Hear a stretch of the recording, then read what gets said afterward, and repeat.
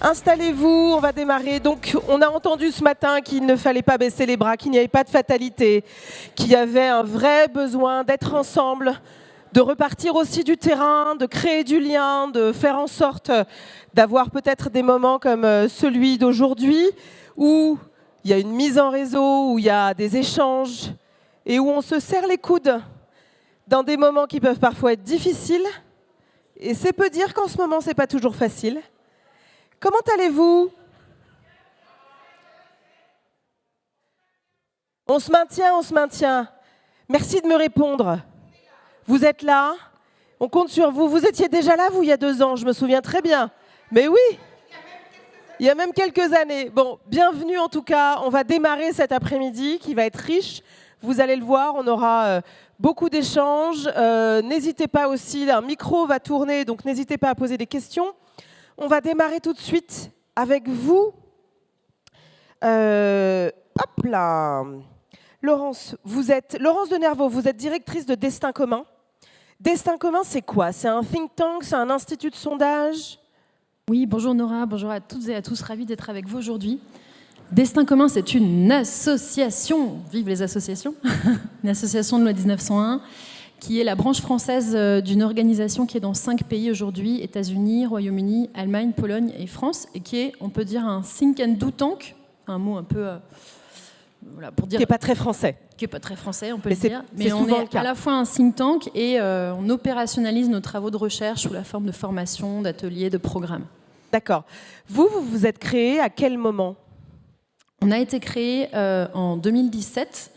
Et la jeunesse de l'organisation a un lien direct avec le sujet dont on va parler aujourd'hui, c'est-à-dire l'Europe et les élections européennes, parce que le point de départ de notre organisation, dont la mission consiste à lutter contre les phénomènes de polarisation et de fragmentation, et plus largement de travailler sur la démocratie et la cohésion sociale, le point de départ a été un événement tragique qui a été l'assassinat d'une jeune parlementaire britannique qui s'appelait Jo Cox et qui a été tuée en juin 2016, une semaine avant le Brexit. Elle a été poignardée en pleine rue par un nationaliste d'extrême droite qui, en la tuant, a crié « Britain First ». Donc c'était clairement en lien avec ses positions contre le Brexit.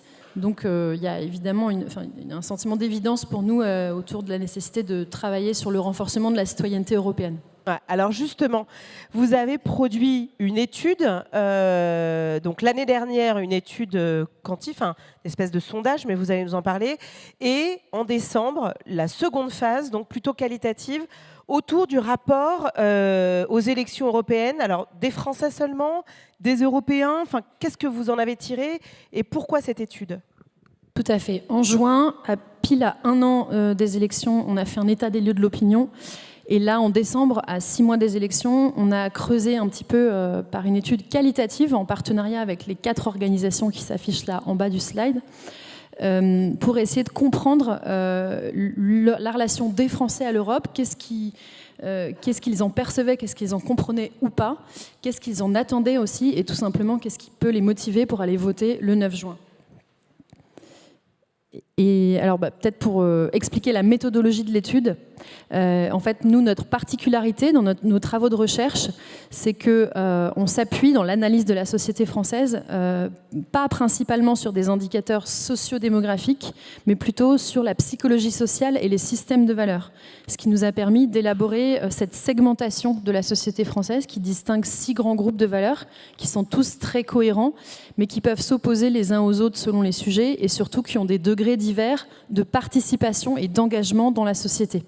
Donc ça, c'est la grille de lecture qu'on a utilisée pour cette étude sur l'Europe. Donc il n'y a plus les jeunes, les moyens pas très jeunes et les vieux, par exemple, les ruraux, les urbains, c'est quelque chose de beaucoup plus large et peut-être du coup qui permettent de donner un regard plus précis sur les choses? Oui, plus précis et surtout qui permet de bien comprendre pourquoi les gens pensent de telle ou telle façon, pourquoi ils font tel ou tel choix. Et alors, il y a des groupes où il y a plus de jeunes que d'autres, et on va en parler tout à l'heure, on fera un petit focus sur les jeunes. Alors, qu'est-ce que vous avez justement pu voir, cet état des lieux de l'opinion à 1 an des élections? Alors ça, c'est vraiment l'état des lieux très très macro. En fait, les analyses qu'on a faites nous ont permis de distinguer 4 grands groupes dans la société. Les europhiles, les eurocritiques, les europhobes et les euro-indifférents. Et vous voyez qu'à chaque fois, ça correspond à plus ou moins à 2 de nos familles de valeurs. Et donc, on peut... Alors, le verre à moitié plein, c'est que le plus grand groupe, ce sont les europhobes. Même si on sait qu'aujourd'hui, l'idée du Frexit est quand même très basse dans l'opinion, parce que... Vous avez bien dit, Laurence, le verre à moitié plein ? Pardon. Ah oui, j'étais en train de me dire... Ah. Merci de me reprendre. C'est ça. Le verre à moitié vide, c'est que les europhobes sont le plus grand groupe, mais le verre à moitié plein, c'est que les europhiles et les eurocritiques, dans le sens d'une critique constructive, si on les rassemble, ils sont plus gros, ils sont plus nombreux que les europhobes. Et puis il y a ce groupe un petit peu flottant des euro-indifférents qui ont tendance à s'abstenir, mais qu'il faut aller chercher pour leur expliquer ce que l'Europe peut leur apporter dans leur vie. Et puis ensuite, nous avons fait une étude qualitative pour creuser, pour faire parler les Français. Donc il s'agit de focus group où on réunit des gens pendant 2 heures. Donc par groupe de valeurs pour pas qu'il y ait d'autocensure, qu'ils se sentent à l'aise, qu'ils disent vraiment ce qu'ils pensent. Et puis on avait un filtre pour toutes ces personnes, pour les recruter. On avait dit, la question c'était « Je ne suis pas sûr que j'irai voter aux élections européennes de juin 2024 ». Voilà. Donc c'était que des ambivalents, des hésitants. Voilà. Et donc on les a interrogés. Sur les 4 groupes, c'est ça. Ce sont que des gens qui vous ont dit « Je ne suis pas certaine d'aller voter ». Exactement. Et il y en a 2 où on avait un filtre supplémentaire pour avoir des jeunes parmi les attentistes et les libéraux optimistes. Et alors, qu'est-ce que ça donne pour les Français ? Le premier constat majeur, et qui peut être assez intuitif à premier abord, c'est l'idée d'une très grande déconnexion et même plus encore d'un silence radio. D'un silence d'abord médiatique. Les Français nous ont à peu près tous dit, en fait, on n'entend pas parler d'Europe dans les médias, et je pense qu'avec vous, Nora, je prêche une convaincue, on en parlait à l'instant, vous me disiez, on n'est pas assez nombreux, nous, les journalistes, à travailler sur l'Europe. Ça, c'est documenté, et la France est vraiment mauvais élève, parce qu'aujourd'hui, les médias français sont ceux qui parlent le moins d'Europe parmi les 27 pays membres de l'Union européenne. Et ça se traduit, ça se ressent par un sentiment de flou total.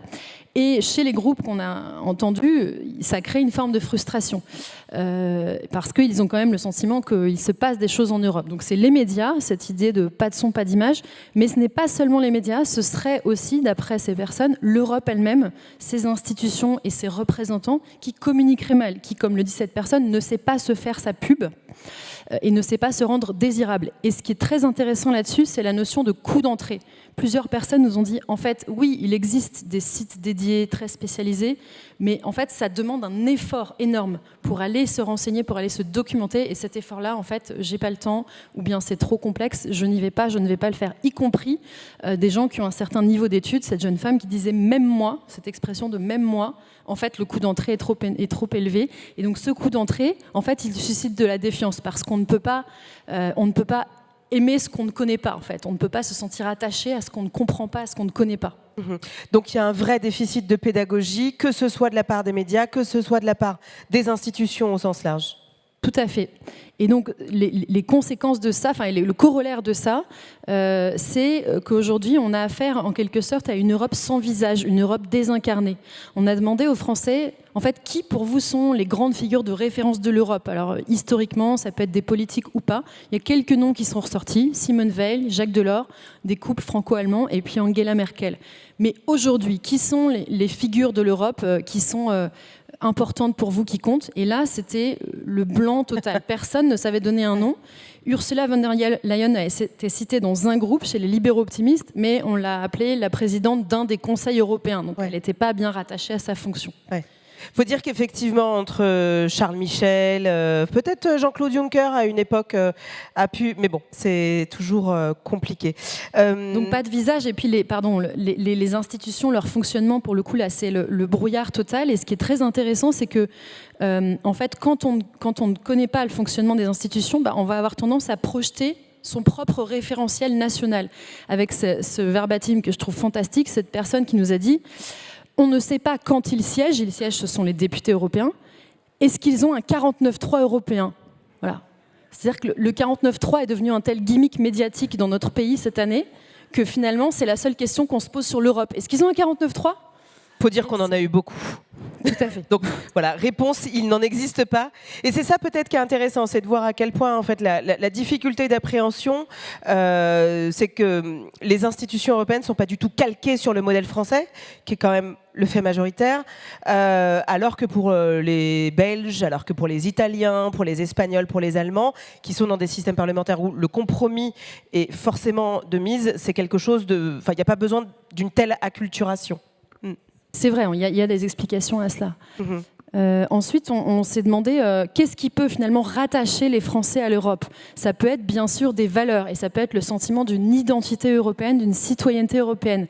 Là aussi, l'image est plutôt assez terne et on a parlé de la tiédeur de l'évidence. Pourquoi ? Parce que, en fait, quand on parle... alors d'abord, quand on les interroge spontanément, eh bien, les grandes valeurs de l'Europe, la liberté, la démocratie, les droits humains, ne ressortent pas, ne sont pas citées dans ce qui imprime quand on parle d'Europe.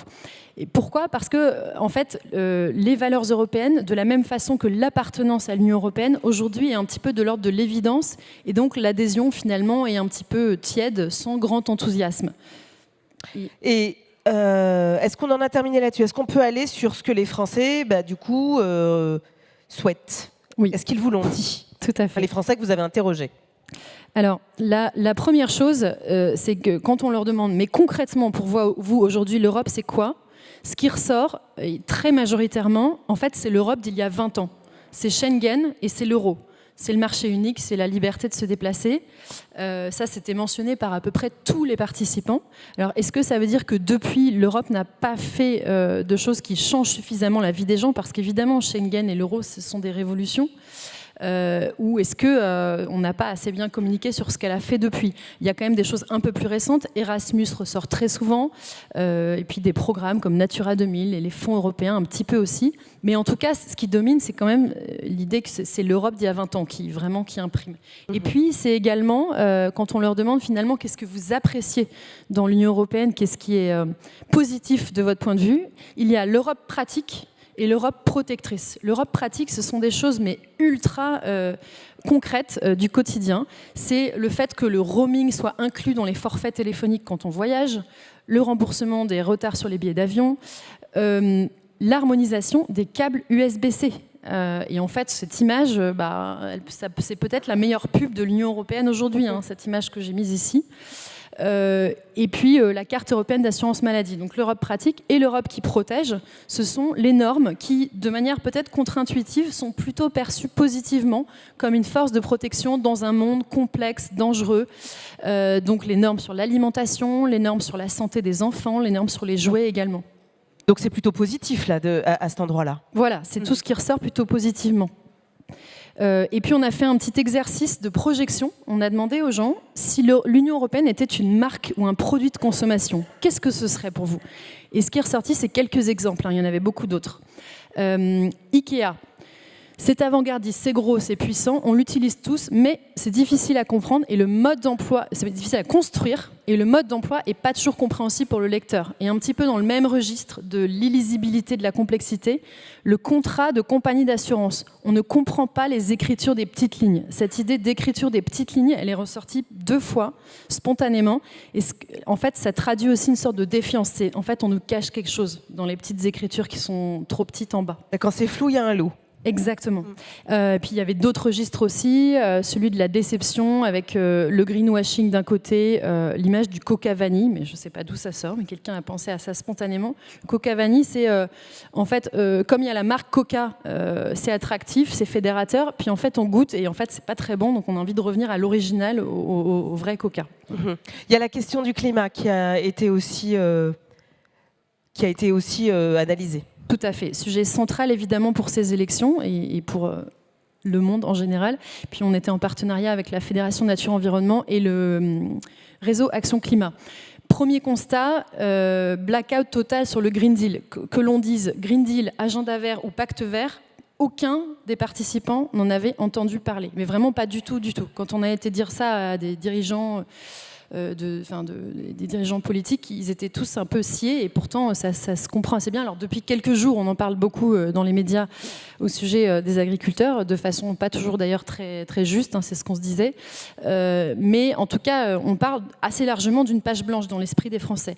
Et quand on leur demande, vous, en fait, qu'est-ce qui vous préoccupe? Quelles sont vos priorités sur les questions climatiques et environnementales? Et qu'est-ce que l'Europe devrait faire? Eh bien, ce qui ressort, c'est vraiment des enjeux du quotidien. Ce ne sont pas les réductions des émissions dans 30 ans. C'est boire, manger, respirer. C'est l'alimentation, c'est la question de l'eau et c'est la question de la pollution de l'air. Donc là, c'est le message qu'il faut toujours ramener ce que produit l'Europe à des enjeux dans le quotidien des Français. On passe justement, vous avez voulu faire un focus sur les moins de 34 ans. Pardon, qu'est-ce que vous y avez trouvé? Oui, en fait, dans nos 6 familles de valeurs, on peut en distinguer 3 où les jeunes sont surreprésentés. Du coup, ça dessine 3 profils et 3 attitudes vis-à-vis de l'Europe. La première, ce sont nos libéraux optimistes. On a dit, en fait, pour eux, c'est un petit peu l'Europe passeport. Eux, c'est vraiment des super convaincus de Schengen, d'Erasmus, de la liberté de circuler et de travailler aussi à l'étranger. C'est un petit peu la figure du digital nomade. Avec tout de même un petit bémol, c'est qu'ils ont le sentiment qu'en fait l'Europe s'est faite avant eux et peut-être un petit peu sans eux. Et ils trouvent ça compliqué de faire vraiment le lien avec l'histoire de l'Europe. Ils apprécient ce que ça leur apporte aujourd'hui, mais ils n'ont pas énormément d'ancrage historique. La seconde figure, c'est nos attentistes, donc qui est le groupe le plus jeune dans nos 6 familles de valeurs et le plus désengagé au plan politique, mais aussi au plan civique. C'est un groupe où il y a beaucoup d'abstentionnistes. Et je pense que cette première citation qui est en haut, là, c'est peut-être la plus frappante, qui donne la mesure de la confusion qu'il peut y avoir aujourd'hui autour des différentes institutions. Ouais, ils nous ont perdus avec les termes, l'Europe, l'UE, l'ONU, tout ça. Qui fait quoi là-dedans? En ce moment, on entend beaucoup parler de l'ONU. Est-ce que l'ONU prévaut sur l'UE? C'est des termes qui veulent tout et rien dire au bout d'un moment. Voilà. Et puis, alors, plusieurs variantes autour de cette grande distance vis-à-vis de l'Europe. La dépriorisation, en fait, évidemment, ils priorisent énormément la question du pouvoir d'achat, comme les Français en général, mais ils ont l'impression que c'est l'un ou l'autre, que finalement, mes problèmes du quotidien, c'est plus important que l'Europe, sans en fait, avoir la vision que l'Europe peut apporter des réponses à leurs problèmes dans leur vie. Et c'est ça, je pense, tout l'enjeu, c'est de leur faire toucher ça du doigt, ce qui n'est pas simple, mais c'est ça l'objectif. Elle peut apporter des réponses, mais pour certains, mais peut-être qu'on y viendra, elle peut aussi apporter des problématiques. On se souvient de la figure du plombier polonais il y a quelques années, pour les plus vieux d'entre nous dans cette salle. Mais bon. Bien sûr. Et puis, en fait, c'est un peu des idéalistes aussi, ces jeunes attentistes. Ils ont une vision selon laquelle l'Europe devrait être parfaitement unie et harmonieuse. Sinon, c'est pas possible, c'est pas l'Europe et c'est tout ou rien. Il n'y a pas, par exemple, de politique de salaire minimum dans certains pays européens. Donc, il n'y a pas d'unité, il n'y a pas d'harmonie. Cette espèce de vision utopique d'une centrale nucléaire géante qui pourrait fournir tous les pays européens. Voilà, il y a un peu d'utopie et d'idéalisme aussi dans ces groupes-là. Et il reste donc un dernier groupe. Les militants désabusés, c'est le groupe le plus à gauche et où il y a aussi une surreprésentation de jeunes et qui priorise beaucoup la question du climat. Et donc, sur le climat, alors qu'ils ont une conscience aiguë des enjeux, ils ont eux aussi un grand flou sur les dispositifs européens. Ils sont dans la même situation que les autres de ce point de vue-là. Et puis ce qui les caractérise aussi, c'est la grande défiance vis-à-vis des lobbies. Ça, c'est vraiment dans ce groupe-là qu'on l'a entendu de manière répétée. Et on entend, j'ai une collègue qui m'a dit l'autre jour, la maison brûle et on change le papier peint de la cuisine. J'ai trouvé que l'image était plutôt bien trouvée, tout est lié. Dernière chose, parce qu'évidemment, on est face à un parterre d'associatifs. Quel rôle pour les associations dans l'Union européenne? Alors, ce sont vraiment des esquisses, des débuts d'idées, mais je pense que c'est surtout vous dans la salle qui avez plein de réponses et je serais ravie d'en discuter, d'entendre vos idées. Donc, je pense que d'abord, à l'issue de cette étude, ce qui nous a frappé, c'est qu'il faut être lucide et être réaliste sur le fait que l'enjeu est d'abord proche de nous, dans nos cercles de parties prenantes directes. Donc, pour les associations, ça peut être vos salariés, vos bénévoles. Peut-être que d'abord, dans ces parties prenantes-là, il y a déjà énormément de gens qui ne sont pas du tout au clair sur les enjeux de ces élections, qui probablement auraient envie de ne pas voter. Donc première case à cocher peut-être. Ensuite, toujours dans ce principe de réalité et de lucidité, mesurer ses forces, ça veut dire réfléchir en termes de cible et d'audience. Qui est-ce que je vais pouvoir réalistement toucher si jamais j'investis un peu d'énergie et de temps dans une campagne de sensibilisation et de mobilisation pour ces élections. Ensuite, on a vu que la question des valeurs aujourd'hui, elle était un peu vécue de manière tiède et distante. Je pense qu'il y a un enjeu à les réincarner, ces valeurs, à les vivre. Et les associations savent très bien le faire. Elles font partie des acteurs, je pense, dans la société qui peuvent vraiment incarner ces valeurs, peut-être plus que d'autres acteurs qui sont un peu démonétisés aujourd'hui dans l'esprit des Français. Partir de là où les gens sont, ça c'est vraiment une conviction majeure, c'est qu'il faut partir de là où ils sont plutôt que de là où on veut les emmener. Donc par exemple sur la question climat, si les gens pensent d'abord à la santé de leurs enfants, il faut leur parler de la santé de leurs enfants. S'ils pensent alimentation, même chose, pour les amener à des enjeux européens, si c'est ça l'objectif. Dramatiser l'enjeu, alors là c'est sous un angle vraiment politique, hein. On sait quels sont les pronostics pour les élections de juin, en France mais aussi dans plein d'autres pays européens. L'Europe des populistes et des climato-sceptiques, on sait que les risques sont immensissimes pour tous. Et donc, même si l'Europe d'aujourd'hui, on peut trouver beaucoup de choses à redire, en fait, on a sans doute beaucoup plus à perdre qu'à gagner, je pense, dans ces élections. C'est ça que j'entendais par dramatiser l'enjeu. Et enfin, on a le droit, nous aussi, d'être peut-être un peu utopique non, il n'y a pas d'utopie dans l'idée en fait d'être dans la joie, dans l'enthousiasme, dans l'envie. Et... Oui, d'autant que justement les europopulistes en fait utilisent aussi ce pouvoir de la joie. Donc je pense qu'il ne faut pas le leur laisser. Merci beaucoup. Vous pouvez l'applaudir évidemment, pardon. Merci Laurence pour cette présentation. Je suis sûre que dans la salle, vous avez des remarques, des questions sur ce qu'on vient d'entendre. Qu'est-ce que ça vous inspire? Est-ce que, voilà, c'est à vous? Est-ce qu'il faut que je descende et que je colle le micro sous le nez de quelqu'un de manière totalement arbitraire? Eh bien, je vais faire ça. Hop, je descends. Qu'en avez-vous pensé?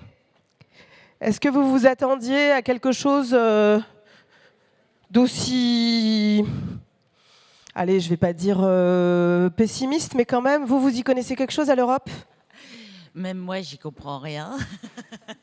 Même moi, voilà. Non, j'ai trouvé ça très éclairant. J'aime beaucoup l'approche, justement, par les systèmes de valeurs qui permet de dépasser les critères sociaux, démographiques, qui disent pas grand-chose finalement. Donc et ça donne plein d'éléments pour parler de l'Europe en sachant à qui on parle. Et ça, je trouve que c'est très utile. Merci beaucoup. Quand vous nous dites même moi j'y comprends rien, qu'est-ce qui vous manque? Qu'est-ce qu'il faudrait? Et peut-être pour que on commence à avoir peut-être une connaissance un peu plus fine, pour qu'on s'acculture un peu et pour qu'on se dise ah ok, là je comprends qu'il y a un peu d'enjeu. Il nous faudrait probablement beaucoup plus de pédagogie sur le fonctionnement et les espaces où on peut agir. Quels sont les leviers que les assos peuvent mobiliser? Quelles sont les strates sur lesquelles on peut faire du lobbying d'intérêt général? Je pense que ça, ce serait très utile. Et puis, des arguments très simples sur ce que ça apporte. Là, vous nous en avez apporté, mais je ne suis pas sûre d'être capable de les transmettre à mes parties prenantes directes comme ça. Ouais, c'est l'enjeu. C'est-à-dire que vous avez beau être tête de réseau et vous dire, bon, ok, là, je vois qu'il y a réussir à rendre ça intelligible au-delà, et c'est très important, du roaming, du remboursement des billets d'avion et de notre chargeur USB-C. Non, mais c'est aussi ça l'enjeu. Qu'est-ce que ça vous inspire? Vous? Il y a une question? Je vois. Bonjour. Bonjour. Oui, j'avais une question sur cette étude. Est-ce que vous avez questionné un peu les espaces où ils entendent parler d'Europe? Est-ce que c'est les réseaux sociaux? Et puis, avec cette différente typologie, est-ce que c'est plutôt les médias traditionnels, les réseaux sociaux? Est-ce qu'il y a des milieux aussi sociaux où on en parle plus, des espaces de sociabilité où on en parle plus que dans d'autres? Alors, on a des données dans nos études en général sur la consommation média, assez détaillées groupe par groupe. Donc, on sait dire ceux qui regardent plus les médias de l'audiovisuel public ou les chaînes privées, qui lisent plus la presse écrite, etc. Ce qui est sûr, c'est que, vous avez peut-être vu, on avait fait 4 groupes sur 6. En fait, on n'avait pas fait les identitaires et les laissés pour compte, qui sont ceux où il y a le plus d'europhobes. Donc, en réalité, ça, c'est plutôt l'image encore un peu plus positive, entre guillemets, en termes de rapport à l'Europe. Et pourquoi on ne les avait pas fait, ces 2 groupes-là? Parce qu'en fait, ceux-là, on sait un petit peu ce qu'ils pensent et où ils sont. Et en vue de ces élections, on sait qu'a priori, pour qui ils vont voter ou ne pas voter. Mais donc, par exemple, les militants désabusés, c'est eux qui vont le plus aller sur des sites spécialisés, qui vont le plus lire la presse écrite. Les libéraux optimistes, ils sont très médias privés, TF1, M6. Les stabilisateurs, c'est plus les chaînes type France 2, France 3, voilà, donc il y a des distinguos comme ça. On a une question. Ah, d'accord, ok. Peut-être, Laurence, ces catégories-là, on l'a vu, hein, on avait les europhobes à 41, les autres qui représentent à peu près 44%. Est-ce qu'il y a une possibilité, selon vous, de faire basculer un peu ces groupes ? Ou est-ce que c'est véritablement figé? Est-ce que tout ce qu'on vient de se dire autour de la nécessité de faire de la pédagogie, d'avoir un discours positif ou pas, parce qu'on peut être aussi eurocritique en disant voilà ce qu'il faudra améliorer, etc. Est-ce qu'il y a la possibilité que ça glisse un peu ou c'est très figé? Oui, moi je trouve que de ce point de vue-là, les 2 groupes qui sont les plus intéressants, ce sont les eurocritiques qui peuvent être soit dans une critique un peu défaitiste et oui, enfin, verre à moitié vide, quoi. Soit et souvent dans une critique constructive, c'est-à-dire oui, bien évidemment qu'on a besoin de continuer de construire ensemble l'Europe, mais on est exigeant vis-à-vis de l'Europe sur la dimension démocratique, sur la dimension sociale, etc. Donc ce groupe-là, il faut vraiment travailler avec et pour lui. Et puis les euro-indifférents, qui sont encore pas mal à distance, mais qui sont en même temps assez vierges, qui n'ont pas une opinion très formée. Et vous, alors, de là où vous êtes, à Destin commun, vos préconisations, c'est quoi? D'abord, c'est de parler beaucoup plus de ces sujets-là. Donc, un grand coup de chapeau au mouvement associatif parce que c'était évidemment le thème qu'il fallait choisir cette année. Et je pense que, nous, on est là, on est au service, en fait, des organisations qui ont une surface large dans la société, qui s'adressent à différents groupes pour les aider à mieux comprendre à qui ils parlent, à qui ils ne parlent pas, et pourquoi, et comment ils peuvent travailler sur leur stratégie de communication ou de mobilisation pour réussir à aller chercher des groupes qui ne mobilisent pas encore sur ce sujet ou sur d'autres. Mais donc, il y a des choses à faire. Donc, il y a des choses à faire, et vous pouvez accompagner ces structures. Concrètement, ça veut dire quoi? Tout à fait. En fait, on l'a fait avec des organisations qui ont été partenaires de cette étude, la Fédération Nature Environnement, la Fondation Hippocrène, le Réseau Action Climat et le Mouvement Européen France. On peut faire de l'accompagnement en collectif, disons, on l'a beaucoup fait avec beaucoup d'acteurs du mouvement climat dans le cadre d'un programme qui s'appelle Parlons Climat, où on a formé plusieurs centaines de salariés, de bénévoles sur ces questions d'audience, de cible, de messages, d'émetteurs. Et parfois, on le fait de manière plus individuelle avec une organisation qui souhaite travailler sur ces problématiques en particulier. Merci beaucoup, Laurence Denervaux. Donc, Destin commun, je rappelle que vous pouvez retrouver toutes ces études sur le site. Voilà, vous pouvez vous y plonger. Merci en tout cas de nous avoir expliqué tout ça. Il y a du boulot, mais on va avancer ensemble. Merci Laurence, merci beaucoup.